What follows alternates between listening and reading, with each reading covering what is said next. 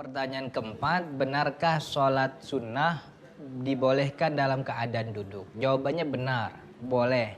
Dan itu menjadi kesepakatan seluruh ulama sejagat raya, sholat sunnah boleh dikerjakan dalam keadaan duduk, walaupun orang yang melaksanakan bisa berdiri, mampu berdiri.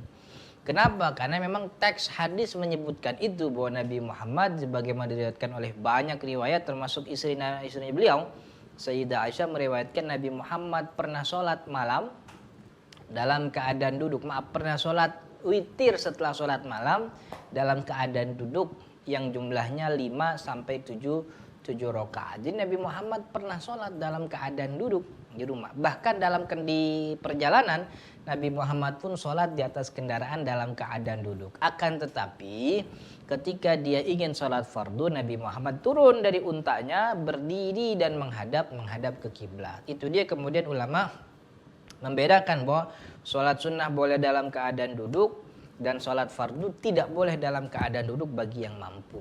Nah, ini kan menjadi solusi sebenarnya. Artinya kalau memang di masjid itu setelah sholat fardu, ya untuk membedakan. Jadi ketika ada orang yang datang ingin sholat fardu dan dia telat, dia bingung harus ikut jemaah yang mana. Maka untuk membedakan mana sholat fardu, mana sholat sunnah, yang sudah sholat fardu dia ingin sholat sunnah ba'diyah, sholat dalam keadaan duduk saja, nggak ada masalah.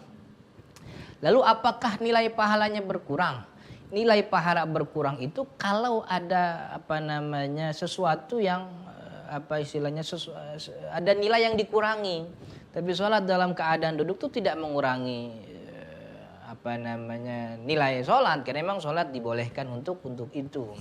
Beda dengan kalau kita bilang sholat itu rukunnya Al-Fatihah, tapi bisa ditambah sunnahnya dengan membaca doa iftitah.